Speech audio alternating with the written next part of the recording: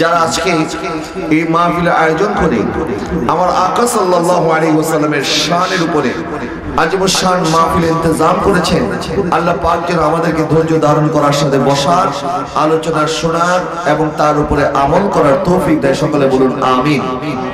আজকের মাহফিলের টাইটেল হচ্ছে শান-এ রিসালাত, রাসূলের রিসালাতের শান। সুবহানাল্লাহ বলেন।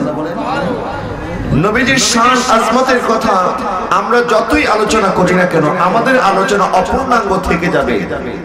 নবীজির শানের কথা বলে শেষ করা যাবে না, কারণ নবীর শান বুলন্দ করেছেন স্বয়ং রব্বুল আলামিন। ওয়া রাফা'না লাকা যিকরাক। আল্লাহ বলেন হাবিব শান দেনে वाला আমি, लेने वाला আপনি, জিকির করনে वाला আমি, যার জিকির করে তিনি হচ্ছেন আপনি। হাবিব মুজাম্মিলের চাদর দেনে वाला আমি, ওই চাদরে গুনাহগারদেরকে বাঁচানে वाला আপনি। হাবিব জান্নাত আমার, মালিক আপনি, কাউসার আমার, সাকি আপনি, কালাম আমার, জুবান আপনার, রুবুবিয়ত আমার, খতমে নবুয়ত আপনার, ইবাদত আমার, আর সব নবীদের আগে ইমামত আপনার, খলকত আমার, উম্মত হচ্ছে আপনার। আর জোরে বলুন না সুবহানাল্লাহ। আমরা সৃষ্টিকার, বলেন আমরা সৃষ্টিকার, উম্মত কার? উম্মত নবীজি না আল্লাহর? আল্লাহর না নবীজি? নবীজি। আমার আল্লাহ তার প্রিয় হাবিবের শানকে কিভাবে বুলন্দ করেছেন? নবী জিজ্ঞাসা করলেন জিবরাইল, আল্লাহ আমাকে বলেছেন আমার শানকে আল্লাহ বুলন্দ করেছেন, আমার শানকে আল্লাহ উঁচা করেছেন। এখন আল্লাহকে জিজ্ঞাসা করো আমার আল্লাহ কি করে আমার শানকে উঁচা করেছেন? তখন জিবরাইল যখন গিয়ে জিজ্ঞাসা করলেন, আল্লাহ সুবহানাহু ওয়া তাআলা বললেন, ইযা যুকিরু যুকিরতা মাই। আমার হাবিবের শানকে আমি আল্লাহ এমন ভাবে বুলন্দ করে দিয়েছি, যেখানে যেখানে আমার নাম উচ্চারিত হবে ওই জায়গায় আমার বন্ধু মুহাম্মদ মুস্তাফার নাম উচ্চারিত হতে হবে। এইজন্য আযানের মধ্যে আশহাদু আল্লা ইলাহা ইল্লাল্লাহর সাথে আশহাদু আন্না মুহাম্মাদুর রাসূলুল্লাহ সাল্লাল্লাহু আলাইহি ওয়াসাল্লাম আছে কি আছে না? ইকামতের মধ্যে নবীজির নাম আছে কি আছে না? নামাজের মধ্যে সুবহান রাব্বিয়াল আলা সুবহান রাব্বিয়াল আযীম আছে, পাশাপাশি আত-তাহিয়ার মধ্যে আসসালামু আলাইকা আইয়ুহান নবী এবং আল্লাহুম্মা সাল্লি আলা মুহাম্মাদিন ওয়া আলা আলি মুহাম্মাদ আছে কি আছে না? দুনিয়াতে যখন এসেছি তখনও কানের মধ্যে আজান দিয়ে নবীর নাম, আবার যখন কবরে চলে যাব সবাই বলবে কি বলবে? বিসমিল্লাহি ওয়া আলা মিল্লাতে রাসূল আছে না নাই? আচ্ছা, রাসূলের শান আজমতকে আল্লাহ পাক এমন ভাবে বুলন্দ করেছেন, যেখানে আল্লাহর নাম সেখানে রাসূলের নাম। রাসূলকে আল্লাহ জুদা করে নাই, আলাদা করে নাই। আজকে আমরা আলোচনা করব শানে মুস্তাফার উপরে এবং নবীজির শান আজমতকে যিনি সবচাইতে বেশি অনুধাবন করেছেন, নিজের জীবনে বাস্তবায়ন করেছেন। হুব্বে মুস্তাফা, মোহাব্বতে মুস্তাফা, ইশকে মুস্তাফার মধ্যে অদ্বিতীয় যিনি আশিকে আকবর, তিনি হচ্ছেন আবু বকর সিদ্দিক রাদিয়াল্লাহু তাআলা আনহু। নবী গারে হিরা থেকে যখন আসলেন, হযরত আবু বকর সিদ্দিক রাদিয়াল্লাহু তাআলা আনহুকে যখন বললেন, আবু হুরায়রা, আল্লাহ আমাকে নবী হিসেবে পাঠিয়েছেন এবং এটা এলান করার সময় এসেছে, আল্লাহ কোরআন নাজিল করেছেন। আবু হুরায়রা কোনো দলিল তালাশ করেন নাই, আবু হুরায়রা নবীর কাছ থেকে কোনো মুজিজা তালাশ করেন নাই, বরং বিনা বাক্যে নবীর উপরে ঈমান এনে মুসলমান হয়ে গেলেন। জোরে বলুন না সুবহানাল্লাহ। আমাদের অনেকে আছে মনের মধ্যে অনেক খটকা, কোন বিষয়ে আমাদের প্রশ্নের কোনো শেষ নাই। একটা প্রশ্নের জবাব মুফতি হুজুর দিয়েছেন, এখন আপনার দিলের মধ্যে শান্তি নাই, না এটা আমার হয় নাই, আরো আরেকজনের কাছে শুনতে হবে যে উনি কেমন উত্তর দেয়। তো 10 জনের কাছে গিয়ে শুনে এরকম যাচাই বাছাই করে। তো কিন্তু যাদের মনের মধ্যে সবসময় খটকা লেগে থাকে, মনের মধ্যে যাদের জিলাপির প্যাচ, তাদেরকে যত সহজভাবে বোঝান না কেন তারা কোনোদিন বুঝবে না, কারণ তাদের মনের মধ্যেই প্যাচ। ঠিক না ঠিক?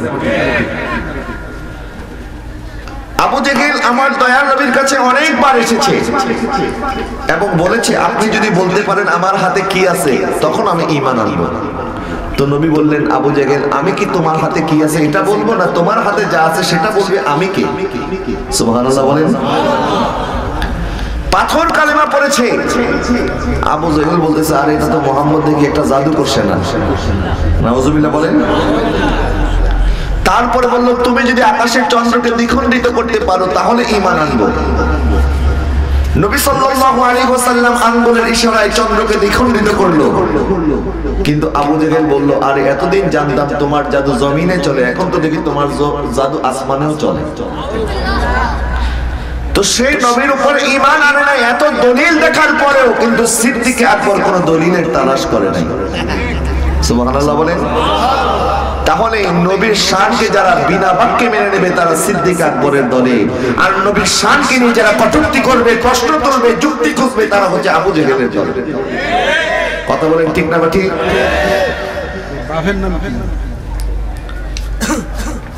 আবু জেহেলকে দেখার পর, আবু জেহেল নবীকে দেখার পরেও ঈমান আনে নাই।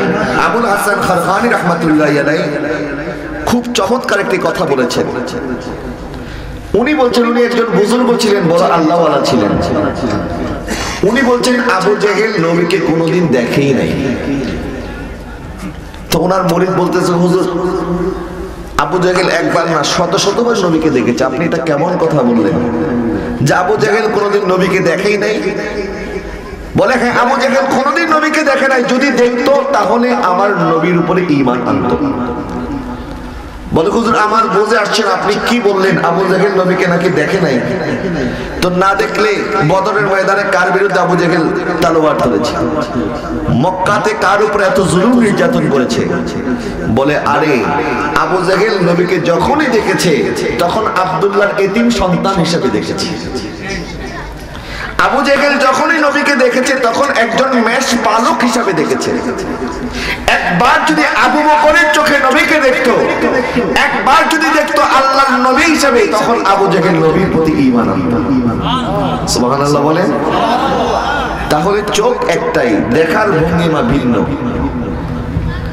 সিদ্দিক আকবর একবার নবীর সামনে বসা, এর মধ্যেই আবু জেহেল আসলো, বলল আপনার মতো এত কুৎসিত মানুষ আমি আর কোনোদিন দেখি নাই। নাউজুবিল্লাহ বলেন। এরপর সিদ্দিক আকবর আসলেন, বললেন ইয়া রাসূলুল্লাহ আপনার চেয়ে সুন্দর আমি আর কাউকে দেখি নাই। সুবহানাল্লাহ বলেন। তো আবু জেহেল যখন নবীকে কুৎসিত বলেছে, নবীজি আবু জেহেলকে জবাব দিয়েছে, আবু জেহেল তুমি সত্য বলেছো। আবার কিছুক্ষণ পরে যখন সিদ্দিক আকবর নবীকে সুন্দর বলেছেন, সিদ্দিক আকবরের জবাবেও নবী বলেছেন আবু বকর তুমি সঠিক বলেছো। তখন সাহাবীরা বললেন ইয়া রাসূলুল্লাহ আপনি আবু জেহেলকে সঠিক বললেন, আবু বকরকেও সঠিক বললেন, হুজুর কারণটা কি? তখন আমার দয়াল নবী রাহমাতুল আলামিন বলছেন আমি হচ্ছে একটা আয়নার মতো, আমার দিকে যে তাকায় সে তার নিজের চেহারাই দেখে।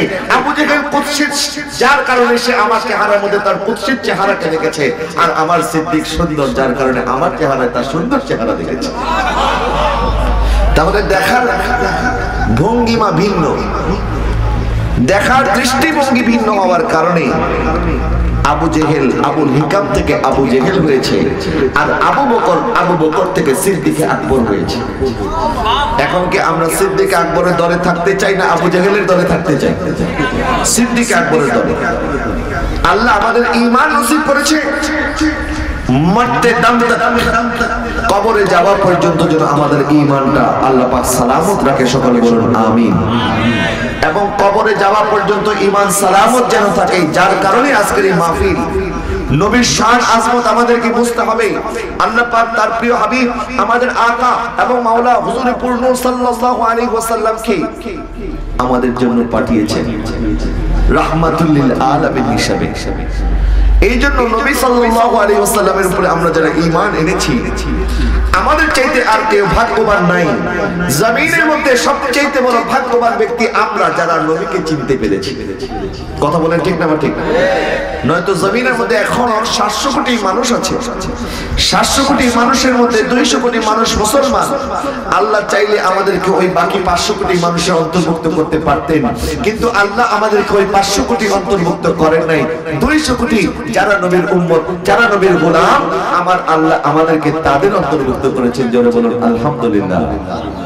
এই জন্য এক শায়ের কত সুন্দর করে বলেছেন, ইস করম কা করো শুকরে कैसे अदा, इस करम का करो शुक्र कैसे अदा, जो करम मुझे पे मेरे नबी कर दिया, इस करम का करूं शुक्र कैसे अदा, जो करम मुझ पे मेरे नबी कर दिया। मैं सजाता हूँ सरकार की महफिले में, सजाता हूँ सरकार की महफिले, मुझको हर गम से रब ने बरी कर दिया, इस करम का करो शुक्र कैसे अदा, इस करम का करो शुक्र कैसे अदा। अल्लाहुम्मा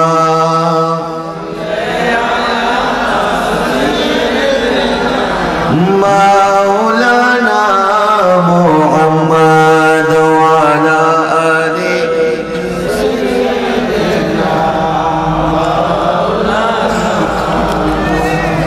अल्लाहुम्मा सल्ली अला सय्यिदिना मौलाना मुहम्मद वाला आले सय्यिदिना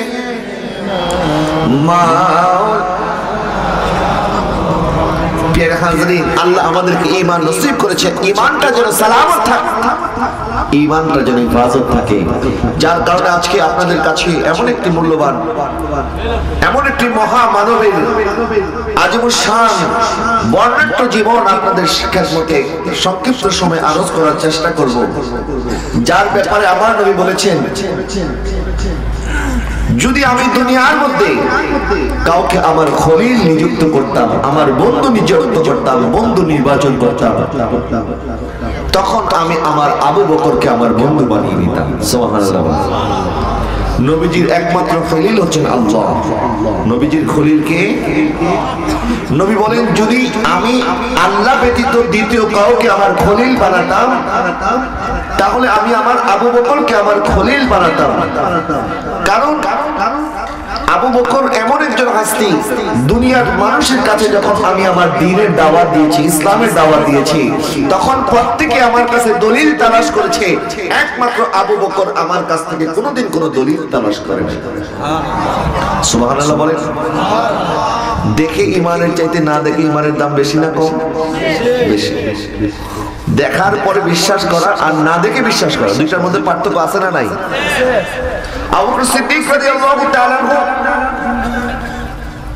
যখন মেরাজের ঘটনা ঘটলো, আবু জেহেল সহ সবাই কুরাইশরা, মাইকম্যান আছে এখানে? মাইকম্যান কোন দিকে? ইকোটা বন্ধ করে দিন। কুরাইশা সিদ্দিক আকবরের কাছে গেল এবং বলল, তোমার কাছে যদি কেউ বলে এক রাত্রিতে কেউ মক্কা থেকে বাইতুল মুকাদ্দাস থেকে 7 আসমান জমিন ভ্রমণ করে আবার এক রাত্রি ফিরে এসেছে, এই কথা যদি কেউ বলে তুমি কি বিশ্বাস করবে? আবু বকর সিদ্দিক বললেন, না আমি বিশ্বাস করব না। তখন আবু জেহেল মনে মনে খুশি হলো, তাহলে এখন আসল কথাটা বলে ফেলি। আবু বকরের ঈমান দুর্বল হয়ে গেছে। বলে, আবু বকর তুমি বলছো বিশ্বাস করবে না, কিন্তু তোমার বন্ধু মুহাম্মদ তো এই কথা বলছে, সে নাকি এক রাতেই মক্কা থেকে বাইতুল মুকাদ্দাস থেকে 7 আসমান জমিন জান্নাত জাহান্নাম ভ্রমণ করে আবার একই রাত্রিতে নাকি ফিরে এসেছে, এই কথা তো তোমার বন্ধু মুহাম্মদ বলতেছে। বলে, তাই নাকি? আমার নবী এই কথা বলেছে? বলে, হ্যাঁ তোমার নবী এই কথা বলছে। তখন তিনি বলছেন, আমার নবী যদি এই কথা বলে থাকেন, আমার নবী যা বলেছে সত্য বলেছে। বলে, আর এই মাত্রই তো বললাম, কেউ যদি বলে এক রাত্রিতে কেউ এত কিছু ভ্রমণ করিস, তুমি বিশ্বাস করবে না, তো এখন কেমনে বিশ্বাস করলাম? বলে, আরে আমি তো বলেছি কেউ যদি বলে বিশ্বাস করতাম না, আমার নবী বলেছে তাই বিশ্বাস করেছি। যে নবীর কথার কারণে আল্লাহকে না দেখার পরে বিশ্বাস করেছি, আর ওই নবীর কথা অনুযায়ী এই রাতের সফরের কথা বিশ্বাস করা কঠিন কোনো ব্যাপার নয়। এই জন্য ওই দিন থেকে ওনার নাম হয়ে গেছে সিদ্দিকে আকবর, সবচাইতে বড় সত্যায়নকারী, যিনি মেরাজের ঘটনাকে বিনা দেখায় বিনা বাক্যে মেনে নিয়েছে। যারা নবীর শানকে বিনা বাক্যে মেনে নেয় তারা সিদ্দিকের দলে। জোরে বলুন সুবহানাল্লাহ। সিদ্দিক আকবর রাদিয়াল্লাহু তাআলার কথা যখন হয়, গারে সুরের কথা তখন অবশ্যই আলোচনা হতে হয়। হিজরতের রজনীতে সিদ্দিক আকবরের ঈমানের পরীক্ষা, ইশকে মুহাব্বতের জন্য নবীজির ভালোবাসায়, নবীজির প্রেমে উনি যেভাবে পাগল হয়েছিলেন, গানে সুরের কথা যদি না হয় সিদ্দিক আকবরের শান অপূর্ণাঙ্গ থেকে যাবে। কোরআনুল কারীমের মধ্যে কোন জায়গায় কোন সাহাবীকে সাহাবী বলা হয় নাই। নবীজির কম বেশ 2 লক্ষ সাহাবী ছিলেন, কিন্তু কোরআনে কোন জায়গায় কোন সাহাবীকে সাহাবী বলা হয় নাই। আল্লাহ কোনদিন কোন সাহাবীকে সাহাবী বলে ডাকেন নাই, কিন্তু কোরআনুল কারীমের মধ্যে এক জায়গায় সিদ্দিক আকবরকে আমার আল্লাহ সাহাবী বলে ডেকেছেন। সুবহানাল্লাহ বলবেন না? এবং আল্লাহ ওই রাতকে স্মরণ করে দিচ্ছেন, যেই রাতের ব্যাপারে ওমর ফারুক বলছেন, আমার সারা জীবনের আমল আমি দিয়ে দিতাম যদি সিদ্দিক আকবরের এক রাতের আমল আমি পেতাম। এক রাত্রিতে আকাশে অনেক তারা, দয়ার নবী সাল্লাল্লাহু আলাইহি ওয়াসাল্লাম মা আয়েশার রানের মধ্যে মাথা রেখে শুয়ে আছেন এবং আকাশের মধ্যে অনেক তারা দেখে আয়েশা সিদ্দিকা রাদিয়াল্লাহু তাআলা আনহা নবীকে প্রশ্ন করলেন, ইয়া রাসূলুল্লাহ, আকাশে যে পরিমাণ তারকা আছে এই পরিমাণ সওয়াব আপনার উম্মতের মধ্যে কারো কাছে কি আছে? তখন নবী বললেন, হ্যাঁ, আমার উম্মতের একজনের আমল আছে আকাশের তারকা পরিমাণ। নবীজি তারকা কয়টা এটাকে আন্দাজের উপরে বলে দিয়েছে নাকি নবী জানে? নবী জানে কি জানে না? বিজ্ঞানীরা এখনো বলে শেষ করতে পারে নাই, কিন্তু বিজ্ঞানের বিজ্ঞানী আমার দয়াল নবী তখনও জানতো আসমানের তারকা কয়টা। সুবহানাল্লাহ বলেন। কারণ আমাদের কথার মধ্যে খলল মলল থাকতে পারে, কম বেশ হতে পারে, এদিক সেদিক হতে পারে। নবীর কথার মধ্যে কোনো কম বেশ আসেনি, এদিক সেদিক আছে না। আমার নবী জানেন আসমানের তারকা কতটা, যার কারণে আমার নবী বলে দিলেন আসমানের তারকা কয়টা এটাও আমার নবী জানে, উম্মতের কার আমল কতটুকু এটাও আমার নবী জানে। সুবহানাল্লাহ বলেন। নবী বলেন, আমার উম্মতের একজন আছে যার আমল আসমানের তারকা পরিমাণ। তোমার আয়েশা সিদ্দিকা খুশি হলেন, বলে নিয়ে আসলো উনি কে? তখন আমার নবী বলেন, তার নাম হচ্ছে ওমর ফারুক। সুবহানাল্লাহ। বলে আমার উম্মতের ফারুক আজমের সারা জিন্দেগীর আমলকে যদি এক পাল্লায় দেওয়া হয় আসমানের তারকা পরিমাণ হবে। ওনার মুখটা একটু মলিন হয়ে গেল। আমার নবী বুঝতে পারলেন আয়েশা সিদ্দিকার মুখটা কেন মলিন হয়েছে। তখন জিজ্ঞাসা করলো, আয়েশা, তোমার মুখ কেন মলিন হয়েছে? আমি জানি তুমি ভেবেছিলে আমি তোমার আব্বা আবু বকরের কথা বলবো, কিন্তু আমি ওমরের কথা বলার কারণে তোমার মুখটা মলিন হয়ে গেছে। আরে শোনো শোনো, ওমরের সারা জিন্দেগীর আমলকে যদি এক পাল্লায় দেওয়া হয় আর আমার আবু বকরের এক রাতের আমলকে যদি এক পাল্লায় দেওয়া হয়, তাহলে ওমরের সারা জিন্দেগী একদিকে, আমার আবু বকরের এক রাতের আমল আরেকদিকে। আর জোরে বলুন না সুবহানাল্লাহ। যার কারণে ওমরে ফারুক বলতেন, যদি আমি আবু বকরের বুকের একটা পশম হয়ে যেতে পারতাম। ফারুক আজম সিদ্দিক আকবরের বুকের পশম হওয়ার জন্য বলেছেন। এক মজলিসের মধ্যে বসে আছেন, ফারুক আজম বলছে, হুজুর আমার 3টা ইচ্ছা। এখন আমি যদি আপনাদেরকে বলি কাগজ কলম দিয়ে দিয়ে আপনাদের 3টা ইচ্ছা লেখেন, তো কেউ লিখবেন আমি 3টা ইচ্ছার মধ্যে 1 নাম্বার লিখবে ডিবি লটারি পাইয়া যেন আমেরিকায় যেতে পারি, আরেকজন লিখবে লন্ডন যেন চলে যেতে পারি, আরেকজন লিখবে চেয়ারম্যান যেন হয়ে যেতে পারি, আরেকজন লিখবে কোটিপতি যেন হয়ে যেতে পারি। কিন্তু নবীর সাহাবীরা যখন প্রতিযোগিতা করতেন তখন তারা নেকের প্রতিযোগিতা করতেন। সুবহানাল্লাহ বলেন। ফারুক আজম বলে আসলে আমার 3টা ইচ্ছা। 1 নাম্বার, উনি বলেন গরমের সময় রোজা পালন করা। সুবহানাল্লাহ। 2 নাম্বার, জিহাদ ফি সাবিলিল্লাহ, আল্লাহর রাস্তায় জিহাদ করা। এবং 3 নাম্বার, মেহমানকে নিয়ে খাবার খাওয়া। সুবহানাল্লাহ বলেন। কয়টা ইচ্ছা? বলে হুজুর এই 3টা আমল আমার বড় প্রিয়। গরমকালে রোজা রাখা, জিহাদ ফি সাবিলিল্লাহ, আল্লাহর রাস্তায় জিহাদ করা, মেহমানদারি করা, এই 3টা আমল আমার কাছে বড় প্রিয়। সিদ্দিক আকবর বলেন, হুজুর আমারও 3টা আমল বড় প্রিয়। তো নবী বললেন, তোমার 3টা আমল বড় প্রিয় কি কি? বলেন, হুজুর আন-নাজরু ইলাইক ওয়া ইনফাকু মালি আলাইক ওয়াল জুলুসু বাইনা ইয়াদাইক। হুজুর আমার 3টা ইচ্ছার মধ্যে 1 নাম্বার ইচ্ছা আপনার চেহারা মোবারকের দিকে তাকিয়ে থাকা। দুই নাম্বার ইচ্ছা আমার সমস্ত মাল দৌলত আপনার কদমে কুরবান করে দেওয়া। তিন নাম্বার ইচ্ছা আপনার মজলিসে বসে থাকা। সুবহানাল্লাহ বলেন। সাহাবায়ে কেরাম তাকওয়ার প্রতিযোগিতা করেছেন, তাকওয়ার মধ্যে এগিয়ে যেতে চেয়েছেন, আর সিদ্দিক আকবর ঈমানের মধ্যে এগিয়ে গিয়েছেন। সুবহানাল্লাহ বলবেন না? সাহাবায়ে কেরামের মধ্যে অনেক সময় প্রতিযোগিতা হতো। তাবুকের জমিনে আমার নবী যখন যুদ্ধের জন্য মাল সংগ্রহ করছেন, নবী সাহাবায়ে কেরাম থেকে অর্থ কালেকশন করছেন, ফারুক আজম বাড়িতে চলে গেলেন এবং সমস্ত মাল জড়ো করলেন। সমস্ত মাল জড়ো করে অর্ধেক মাল আমার নবীর কদমে হাজির করে দিলেন। সুবহানাল্লাহ বলেন।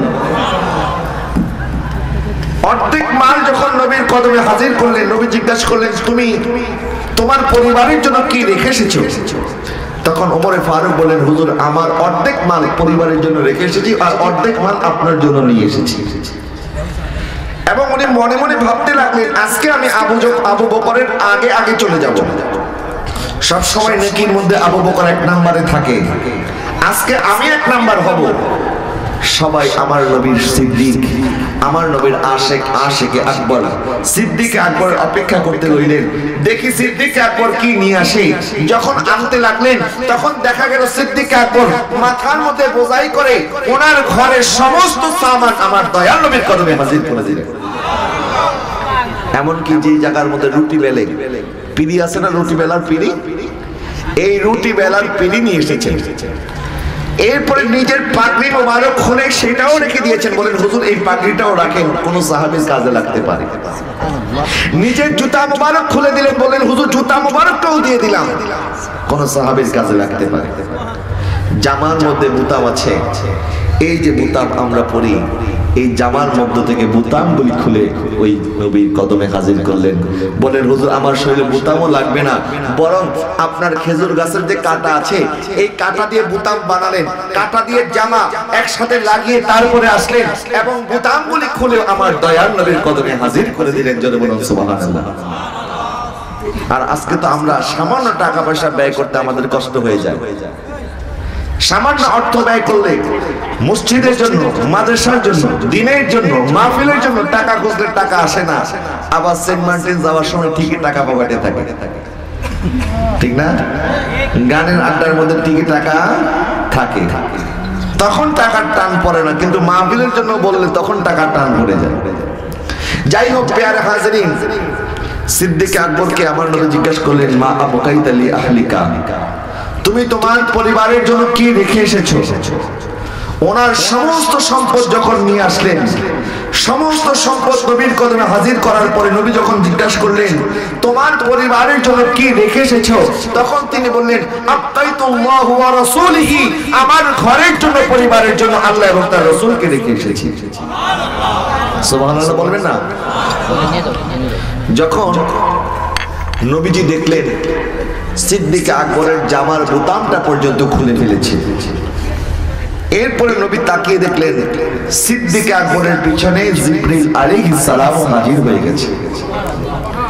জিবরিল আলাইহিস সালাম এক এক সময় এক এক সূরত ধারণ করে আসতেন, কিন্তু ওই দিন সিদ্দিক আকবরের সমস্ত মাল যখন নবীর কদমে হাজির করে দিয়েছেন, জিবরিল আলাইহিস সালাম যখন নবীর কদমে হাজির হলেন, সিদ্দিক আকবর যেই রকম জামা পরে এসেছেন, ওনার জামার মধ্যে কোনো বোতাম ছিল না, বরং খেজুর গাছের কাঁটা দিয়ে বোতাম বানিয়ে এসেছেন। ঠিক একইভাবে অনুরূপ পোশাক পরে জিবরিল আলাইহিস সালাম নবীর কদমে হাজির হয়েছে। তো নবী জিজ্ঞাসা করলেন, জিবরিল তুমি এরকম পোশাক কেন পরেছো? বলে হুজুর শুধু আজকে আমি নই, আপনার সিদ্দিকের আমল আল্লাহর দরবারে এত পছন্দ হয়েছে, সিদ্দিকের সুন্নাত আল্লাহর এত পছন্দ হয়েছে, শুধু আমি জিবরিল নই, সমস্ত ফেরেশতারা সিদ্দিক আকবরের অনুরূপ পোশাক পরিধান করেছে। এরপরে নবীকে আল্লাহ জিজ্ঞাসা করলেন, হাবিব আপনি আপনার সিদ্দিককে জিজ্ঞাসা করেন, আপনার সিদ্দিক কি আমি আল্লাহর প্রতি রাজি আছে? সুবহানাল্লাহ বলবেন না? আমরা আল্লাহর সন্তুষ্টি চাই, সমস্ত নবী এবং রাসূল আল্লাহর সন্তুষ্টি কামনা করেছে, আর সেই আল্লাহ বলছে হাবিব আপনার সিদ্দিককে জিজ্ঞাসা করেন, আপনার সিদ্দিককে আমি আল্লাহর প্রতি রাজি আছি কিনা। এই কথা বলতে দেরি সিদ্দিক আকবর কেঁদে দিলেন, বলেন ইয়া রাসূলুল্লাহ, আমি তো আমার রবের প্রতি আগেও রাজি ছিলাম, এখনো রাজি আছি, কিয়ামত পর্যন্ত রাজি থাকব। এই হচ্ছে সিদ্দিক আকবরের পুরস্কার। আল্লাহ বলেন ওয়ালা সাউফা ইয়ারদা। সিদ্দিক আকবরের কুরবানি আল্লাহর দরবারে এমন ভাবে কুরবান হয়েছে, কবুল হয়েছে, আল্লাহ আমার সিদ্দিক আকবরের উপরে খুশি হয়ে গেছে। সুবহানাল্লাহ বলেন। হিজরতের 2 মাস আগে আমার দয়াল নবী সাল্লাল্লাহু আলাইহি ওয়াসাল্লাম আবু বকর সিদ্দিককে ডাকলেন। সিদ্দিক আকবর বলেন ইয়া রাসূলুল্লাহ, অনেকেই তো হিজরত করছে, আপনি অনেককে হিজরতের হুকুম করেছেন, এখন আমাকে কখন হিজরত করার হুকুম করবেন? আবু বকর সিদ্দিকের এই প্রশ্ন শুনে নবীজি বললেন, আবু বকর তুমি একটু অপেক্ষা করো, আল্লাহ হয়তো আমাকেও হিজরতের হুকুম করবেন, আল্লাহ আমাকে যখন হুকুম করবেন তখন তুমি আমার সাথে হিজরত করিও। সুবহানাল্লাহ বলেন। এই কথা শুনে আবু বকর সিদ্দিক রাদিয়াল্লাহু তাআলা কেঁদে দিলেন। মা আয়েশা সিদ্দিকা রাদিয়াল্লাহু তাআলা বলেন, আনন্দেও যে কাঁদা যায়, মানুষ যে আনন্দে কাঁদতে পারে এটা আমি ওই দিন প্রথম জানলাম যেদিন আমি দেখেছি আমার বাবা নবীর সাথে হিজরত করবে, এই আনন্দে কেঁদে দিয়েছে। ওই দিন থেকে উনি অপেক্ষা করতে লাগলেন কখন হিজরতের সময় হবে। মুহররমের 1 তারিখ উনি 2টা উট খরিদ করলেন। যেদিন উনি উট খরিদ করেছে, ফারুক আজমের সময় যখন হিজরি সন গণনা শুরু হয়েছে, সিদ্দিক আকবরের উট গণনার দিন থেকে হিজরি সন গণনা শুরু হয়েছে। ওই দিন ছিল মুহররমের 1 তারিখ। 2টা উট খরিদ করলেন এবং হিজরত করার সমস্ত রাস্তা পরিকল্পনা উনি নিজেই পরিকল্পনা সাজালেন। 2 মাস পরে দয়াল নবী সাল্লাল্লাহু আলাইহি ওয়াসাল্লাম 27শে সফর সিদ্দিক আকবরের ঘরের সামনে গিয়ে নক করলেন। নবীজি দরজার মধ্যে নক করতে দেরি, সিদ্দিক আকবর লাব্বাইক ইয়া রাসূলুল্লাহ বলে নবীর কদমে হাজির হতে দেরি হয় নাই। বললেন সিদ্দিক তাড়াতাড়ি প্রস্তুত হও, এখনই আমাদেরকে হিজরত করতে হবে। বলে হুজুর আমি তো প্রস্তুত অবস্থায় আছি। হুজুর 2 মাস আগে যখন আপনি বলেছেন হিজরত করতে হবে, সেদিন থেকে আমি প্রস্তুতি নিচ্ছি এবং এই সময়ের অপেক্ষায় ছিলাম কখন আপনি আসবেন, কখন আপনার সাথে হিজরত করব। আমার দয়াল নবী সাল্লাল্লাহু আলাইহি ওয়াসাল্লামের সাথে হিজরতের রাতে যখন রওনা করলেন, সিদ্দিক আকবর আগে থেকেই পরিকল্পনা করেছেন নবীকে নিয়ে মদিনার পথে সোজাসুজি পথে যাবেন না, উল্টা পথে যাবেন যেন কাফেররা দেখতে না পারে। যখন উল্টা পথে গিয়ে গাড়ে সুরের মধ্যে গেলেন, লম্বা পাহাড় যারা মক্কাতুল মুকাররমায় গিয়েছেন, নিচ থেকে প্রায় 5000 ফিট উপরে, তো আমার দয়াল নবী যখন কদম ফেলছেন, কদমের ছাপ যখন পড়ে যায়, তো তখন যারা খোঁজি ছিল, খোঁজি বলা হয় তাদেরকে, তারা মানুষের পদচিহ্ন দেখে বুঝতে পারতো তারা কোথায় গিয়েছে। যার কারণে নবীজির কদম মোবারক যেন মাটিতে না পড়ে, সিদ্দিক আকবর বলেন ইয়া রাসূলুল্লাহ, আপনার কদম যদি মাটিতে পড়ে তাহলে আপনার কদমের চিহ্ন দেখে দেখে ওই খুঁজি আমাদেরকে খুঁজে ফেলবে। এই জন্য আপনি কদম না ফেলে আপনার কাঁধ মোবারক, আপনার কদম মোবারক আমার কাঁধের মধ্যে রাখেন, আমি আপনাকে কাঁধে চড়িয়ে ওই গাড়ে চড়িয়ে উঠিয়ে নিয়ে যাব। নবীজিকে কাঁধের মধ্যে চড়ালে এবং সিদ্দিক আকবর যখন কদম ফেলছেন পুরাটা পা ফেলে নাই, যেন পুরা পা ফেললে তো বুঝে ফেলবে, যার কারণে 2টা বৃদ্ধ আঙ্গুলের উপরে ভর করে করে 5000 ওই ফুট উচ্চতায় সিদ্দিক আকবর আমার দয়াল নবীকে নিয়ে গেলেন। সুবহানাল্লাহ। এর মধ্যে খুঁজতে খুঁজতে তালাশ করতে লাগলো। সিদ্দিক আকবর যখন গেল গাড়ি সুরের সামনে ছোট্ট একটা গুহা, যারা গিয়েছেন সেই জায়গায় তার দেখেছে ওই জায়গার মধ্যে 2 জন মানুষের বেশি ঢুকার কোনো কায়দা নাই, 2 জন মানুষ ঢুকতে পারবে এরকম পর্যন্ত জায়গা। সিদ্দিক আকবর বলে ইয়া রাসূলুল্লাহ আপনি একটু বাইরে অপেক্ষা করেন, আমি একটু ভিতরে যাই দেখি, এখানে ভিতরে অনেক সময় সাপ থাকতে পারে, বিষাক্ত সাপ ছবল দিতে পারে। হুজুর আপনি অপেক্ষা করেন, আমি একটু ভিতরে যাই দেখি কি অবস্থা। সিদ্দিক আকবর ভিতরে যাওয়ার পরে দেখলেন অনেকগুলি গর্ত, ওনার পাগড়ি মোবারক উনি খুলে ফেললেন, পাগড়িগুলিকে টুকরা টুকরা করে গর্তের সমস্ত গর্ত বন্ধ করে দিলেন। তারপরে বললেন ইয়া রাসূলুল্লাহ এখন আসেন। আমার নবী দেখার পরে বললেন তোমার পাগড়ি কোথায়? বলে হুজুর গর্তগুলি বন্ধ করতে হয়েছে, এই জন্য গর্তগুলি বন্ধ করে দিয়েছি। দয়াল নবী যখন ঢুকলেন, আমার আব্বা সাল্লাল্লাহু আলাইহি ওয়াসাল্লাম ঢোকার পরে সিদ্দিক আকবরের রানের মধ্যে মাথা রেখে নবীজি ঘুমিয়ে পড়লেন। আর এর মধ্যে ওই গর্তের একটা গর্ত যার মুখ বন্ধ করতে পারে নাই, ওই গর্তটা সিদ্দিক আকবরের পা মোবারকের আঙ্গুল মোবারক দিয়ে গর্তটা বন্ধ করে রেখেছে। কিন্তু ওই গর্তের মধ্যে 600 বছর যাবত একটা সাপ অপেক্ষায় ছিল আমার নবীকে দেখার জন্য। কয়শো বছর? 600 বছরের অপেক্ষা। আর এইদিকে সিদ্দিক আকবর পা দিয়ে বন্ধ করে রেখেছে। এখন সাপ যতই চেষ্টা করে গর্ত থেকে মুখ বার করার জন্য, তো সমস্ত গর্ত তো বন্ধ, কিন্তু একটা গর্তের মধ্যে দেখা যায় মাংস, মানুষের পা। তখন ওই গর্তের মধ্যে যখন সিদ্দিক আকবরের পায়ের মধ্যে ছোবল দিয়েছে, একদিক দিয়ে নবীজি ঘুমিয়ে আছেন, আরেক দিক দিয়ে বিষাক্ত সাপ সিদ্দিক আকবরের পায়ের মধ্যে ছোবল দিয়েছে। সিদ্দিক আকবর একটুকু নড়ে নাই। হঠাৎ করে যদি আমাদের পায়ের মধ্যে সামান্য পিঁপড়া কামড় দেয়, তখন আমরা আমাদের পা হিলাবো না? পা নাড়াচাড়া করবো কি করবো না? করবো। মশা কামড় দিলে আমাদের শরীর নাড়াচাড়া করি, পিঁপড়া কামড় দিলে আমরা শরীর নাড়াচাড়া করি। কিন্তু আমার নবীর প্রেমে পাগল সিদ্দিক আকবর আশিক আকবরকে যখন ওই রাত্রিতে ওই বিষাক্ত সাপ কামড় দিয়েছে, সিদ্দিক আকবরের সারা শরীরের মধ্যে সাপের বিষ ছড়িয়ে পড়েছে, কিন্তু নবীর ঘুমকে যেন ব্যাঘাত না হয় এই জন্য সিদ্দিক আকবর সামান্যতম একটু আওয়াজও করে নাড়াচাড়াও করে দেয়। আরো জোরে বলুন না সুবহানাল্লাহ। লাম ইয়াতাহাররাক, কোনো নাড়াচাড়া করে নাই যেন নবীজির ঘুম ব্যাঘাত না ঘটে। যদিও নাড়াচাড়া করে নাই, কিন্তু বিষ যখন সারা শরীরে ছড়িয়ে পড়েছে, অনিচ্ছাকৃত ভাবে চোখের মধ্যে একটু পানি চলে এসেছে, আর ওই পানির ফোঁটাটা দয়াল নবীর গাল মোবারকের উপরে পড়েছে। সুবহানাল্লাহ। নবীজি চোখ খুললেন এবং জিজ্ঞাসা করলেন, মা লাগাইয়া আবু বকর, আবু বকর কি হয়েছে? মানুষকে যখন কেউ বিপদের সময় বিপদের কথা জিজ্ঞাসা করে, দুঃখের সময় দুঃখের কথা জিজ্ঞাসা করে, তখন কিন্তু মানুষ দুঃখের ইতিহাস বলা শুরু করে দেয় যে আমার এই দুঃখ। আপনি যদি কারো কোনো দুঃখ দেখেন, পেরেশানি দেখেন, যদি জিজ্ঞাসা করেন কি হয়েছে, তখন সে ফটাফট সমস্ত দুঃখের কথা বলতে থাকবে। কিন্তু সিদ্দিক আকবরের সারা শরীরের মধ্যে সাপের বিষাক্ত সাপের ছোবল খেয়েছে। নবী জিজ্ঞাসা করলেন, সিদ্দিক কি হয়েছে? সিদ্দিক আকবর বলছেন, ফিদাকা আবি ওয়া উম্মি ইয়া রাসূলুল্লাহ, লুদিকতু হুজুর ইয়া রাসূলুল্লাহ, আমার মা বাবা আপনার কদমে কুরবান, আমাকে সাপে দংশন করেছে। সুবহানাল্লাহ বলেন। কথা বলার আদবটা দেখেন। আমরা হলে ডাইরেক্ট বলতাম, হুজুর আমাকে সাপে দংশন করেছে, তাড়াতাড়ি ঘুম থেকে উঠেন। এই দিক দিয়ে সিদ্দিক আকবরের জান চলে যায়, আর ওই দিক দিয়ে আসরের আজান হয়ে গেছে, আসরের ওয়াক্ত চলে যাচ্ছে। হযরতে মাওলাই কায়নাত মাওলা আলীর রানের মধ্যে আমার নবীজি ঘুমাচ্ছে। একদিক দিয়ে সূর্য ডুবে যাচ্ছে, আরেক দিকে নবীজির ঘুম, একদিক দিয়ে নামাজ, আরেক দিক দিয়ে ঘুম।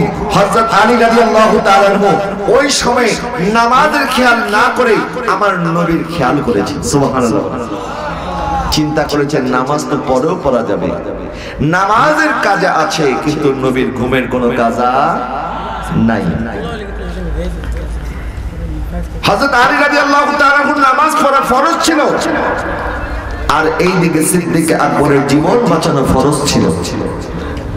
একদিক দিয়ে আলী রাদিয়াল্লাহু তাআলা নামাজ ফরজ, আরেক দিক দিয়ে সিদ্দিক আকবরের জীবন বাঁচানো ফরজ। কিন্তু তারা দুইজনে ঈমানের পরীক্ষায় পাশ করেছে যে নামাজ কাজা আদায় করা যাবে, আমার জান চলে যেতে বলে চলে যাবে, কিন্তু নবীর ঘুমের যেন কোনো ব্যাঘাত না ঘটে। চলে বলেন সুবহানাল্লাহ। এটাই হচ্ছে ইশকে মুহাব্বত, এটাই হচ্ছে নবীর প্রেম। তো আমার দয়াল নবী বললেন, তোমার পাটা দাও। নবীজি একটু থুতু মোবারক মেখে দিলেন, সিদ্দিক আকবরের সারা শরীরের সমস্ত কষ্ট দূর হয়ে গেল। সুবহানাল্লাহ। আর ওইদিকে উবাই ইবনে খালফ সহ খুঁজতে খুঁজতে ঠিক গারে সুরের সামনে চলে এসেছে। যে গুহার মধ্যে নবীজি অবস্থান করছে, ঠিক ওই গুহার সামনে সিদ্দিক আকবর অন্তরের মধ্যে পেরেশানি শুরু হয়ে গেল। এত কষ্ট করে এত দূর পর্যন্ত আসলাম, না জানি এখন তারা আমাদেরকে দেখে ফেলে। কিন্তু এর মধ্যে আল্লাহর কুদরতে ওই জায়গায় মাকড়সার জাল ছড়িয়ে পড়েছে, আবার একটা কবুতর এসে ওখানে ডিম পেড়ে দিয়েছে। খুঁজি যখন খুঁজতে খুঁজতে উবাই ইবনে খালকে এখানে নিয়ে এসেছে, উবাই ইবনে খালফ ওই খুঁজিকে বলছে, আমাকে কি পাগল পেয়েছো? এখানে মানুষ কেমনে আসবে? এখানে তো মাকড়সার জাল, এখানে তো কবুতর ডিম পেড়েছে, এখানে তো মনে হয় না শত শত বছরের মধ্যে কোনো মানুষ এসেছে। তোমাদের কি মাথা নষ্ট হয়ে গেছে? এখানে তোমরা কাদেরকে খুঁজতেছো? উবাই ইবনে খালদ খুজিকে বলতেছে তুমি আমাদেরকে ভুল জায়গায় নিয়ে এসেছো। তখন খুজি বলতেছে না না, আমি ভুল জায়গায় নিয়ে আসি নাই, আমি সঠিক জায়গায় নিয়ে এসেছি। এই জায়গা পর্যন্ত তাদের কদমের চিহ্ন আছে, তারা আশেপাশেই আছে, এরপরে কোথায় গেছে আমার জানা নাই। তখন উবাই ইবনে খালদ বলতেছে মাথা তোমার নষ্ট হয়ে গেছে, এখানে মানুষ কোত্থেকে আসবে? এই দিক দিয়ে সিদ্দিক আকবরের অন্তরের মধ্যে চিন্তা, না জানি তারা আমাদেরকে দেখে ফেলে। আমার আল্লাহ কোরআনুল কারীমের মধ্যে ওই ঘটনা কত সুন্দর করে বর্ণনা করেছেন। সানিয়াস নাইনি ইয হুমা ফিল গারি ইয ইয়াকুলু লিসাহিবিহি লা তাহজান ইন্নাল্লাহা মা'ানা। আল্লাহ বলছেন দুই জনের মধ্য থেকে তৃতীয় জন যখন সে পেরেশানের মধ্যে ছিল, তখন তিনি তার সাহাবীকে বললেন, ইয ইয়াকুলু লিসাহিবিহি, তিনি তার সাহাবীকে বললেন লা তাহজান ইন্নাল্লাহা মা'ানা, ভয় করিও না, চিন্তা করিও না, আল্লাহ আমাদের সাথে আছে। আরো জোরে বলুন না সুবহানাল্লাহ। বুখারীর মধ্যে আরেকটি রওয়ায়াত এসেছে, নবীজি বলেছেন মা জান্নাকা ইয়া আবু বকর, আবু বকর তুমি আমাদেরকে কি মনে করেছো? তুমি কি চিন্তা করো আমাদের দুইজন সম্পর্কে? ওয়া সালিসুহুমা, আল্লাহু সালিসুহুমা, আমরা আজকে দুইজন নই, আজকে আমাদের দুইজনের সাথে তৃতীয় জন হচ্ছে আল্লাহ। আমাদের সাথে তৃতীয় জন কে? তুমি কেন চিন্তা করছো? এখানে একটি সুন্দর কথা বলি, সিদ্দিক আকবরকে আমার নবী লা তাহজান বলেছেন, লা তাকাফ বলে নাই। ভয়ের আরবিকে বলা হয় খৌফ, ভয়ের আরবিকে কি বলা হয়? খৌফ। কিন্তু আমার দয়াল নবী লা তাখাফ বলেন নাই, লা তাহজান বলেছেন। অর্থাৎ কেউ যদি নিজেকে নিয়ে ভয় করে তখন এটাকে বলা হয় খৌফ, আর কেউ যখন নিজেকে নিয়ে নয় আরেকজনকে নিয়ে ভয় করে তখন এটাকে বলা হয় হুজুন, চিন্তা। সুবহানাল্লাহ। অর্থাৎ সিদ্দিক আকবর নিজেকে নিয়ে ভয় করেন নাই, সিদ্দিক আকবর নবীকে নিয়ে চিন্তা করেছেন। সিদ্দিক আকবর রাদিয়াল্লাহু তাআলা নবীকে নিয়ে পেরেশান, এইজন্য আমার দয়াল নবী বলে দিলেন সিদ্দিক আমাকে নিয়ে চিন্তা করিও না, আল্লাহ আমাদের সাথে আছেন। সুবহানাল্লাহ বলেন। এইভাবে সিদ্দিক আকবর গারে সূরের মধ্যে ঈমানের পরীক্ষা দিয়েছেন। গারে সূরের পরে আমার দয়াল নবী রাহমাতুল লিল আলামিনকে নিয়ে যখন মদিনাতুল মুনাওয়ারার দিকে রওনা করলেন, হযরত আবু বকর সিদ্দিক 3 দিন 3 রাত সেই জায়গায় ছিলেন। যখন মদিনার পথে রওনা হলেন তখন উনি বললেন ইয়া রাসূলুল্লাহ 3 দিন যাবত খাবার খাই না, অনেক ক্ষুধার্ত, কি করা যায়? তো নবী দেখলেন দূরে একটি ঘর আছে, বললেন চলো ওই ঘরে যাই, দেখি কিছু পাওয়া যায় কিনা। তো এই ঘরের মধ্যে এক মহিলা ছিল যার নাম ছিল উম্মে মাবাদ। তো নবী উম্মে মাবাদের ঘরে যখন গেলেন, সিদ্দিক আকবর জিজ্ঞেস করলেন আপনাদের ঘরে কি খাবারের মতো কিছু আছে? উম্মে মাবাদ বলছে আমরা আরবের মানুষ মেহমানদারি করতে পছন্দ করি, কিন্তু আমাদের ভাগ্য এতটাই খারাপ আজকে খাবার খাওয়ার মতো আমাদের ঘরে কোনো খাবার নাই। আবু বকর সিদ্দিক রাদিয়াল্লাহু তাআলা দেখেন একটা শুকনা ছাগল, উনি বলেন এই ছাগলটা কি দুধ দেয়? বলেন এই ছাগল দুধ দেয় না। তো বলল এই ছাগল থেকে কি আমরা একটু দুধ দহন করতে পারি? বলে এই ছাগল তো দুধ দেয় না, কেমনে দহন করবেন? বলে আপনি অনুমতি দেন, তাহলে আমরা চেষ্টা করে দেখি। আমার দয়াল নবী রাহমাতুল লিল আলামিনের দস্তে মুবারক, আমার দয়াল নবীর হাত মুবারক যখন ওই শুকনা ছাগলের পিঠের মধ্যে চললো, তখন ওই শুকনা ছাগলের পেটের মধ্যে দুধ চলে আসলো। সুবহানাল্লাহ। আরে জোরে বলুন না সুবহানাল্লাহ। আমার দয়াল নবী চাইলে পারে কি পারে না? আরে যে নবীর আঙ্গুলের ইশারায় চন্দ্র দ্বিখণ্ডিত হয়ে যায়, যে নবীর আঙ্গুলের ইশারায় ডুবন্ত সূর্য আবার আগের জায়গায় ফিরে আসে, যে নবীর আঙ্গুলের ইশারা মুবারকের মধ্যে হুদায়বিয়ার মধ্যে 1500 সাহাবী দয়াল নবীর আঙ্গুলের ইশারায় ঝর্ণার পানি দিয়ে ওযু করেছে। কয়শো সাহাবী? আবু হুরায়রা রাদিয়াল্লাহু তাআলা একবার ক্ষুধার্ত ছিলেন, দয়াল নবী 1 গ্লাস শরবত দিয়ে 1 গ্লাস দুধ দিয়ে 70 জন পান করেছে। সুবহানাল্লাহ বলেন না। হযরত জাবের রাদিয়াল্লাহু তাআলা দয়াল নবীকে দাওয়াত করেছিলেন, একটা বকরি কুরবানি করেছেন, আর ওই একটা বকরি দিয়ে আমার দয়াল নবী 1500 সাহাবায়ে কেরামের মেজবানির ব্যবস্থা করেছেন। তো আমার দয়াল নবী পারে কি পারে না? এই জন্য আলা হযরত কত সুন্দর করে বলেছেন, কौन देता है देने को वो चाहिए देने वाला है सच्चा हमारा नबी, सबसे औला वो आला हमारा नबी, सबसे बाला वो आला हमारा नबी, सबसे बाला वो आला हमारा नबी।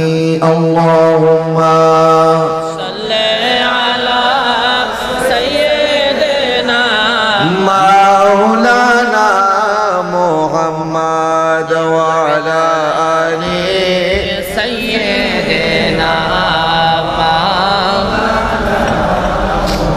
একটু মোহাম্মদের আওয়াজে পড়ুন আল্লাহুম্মা সাল্লি আলা সাইয়্যিদিনা মাওলানা মুহাম্মদ ওয়া আলা আলি সাইয়্যিদিনা।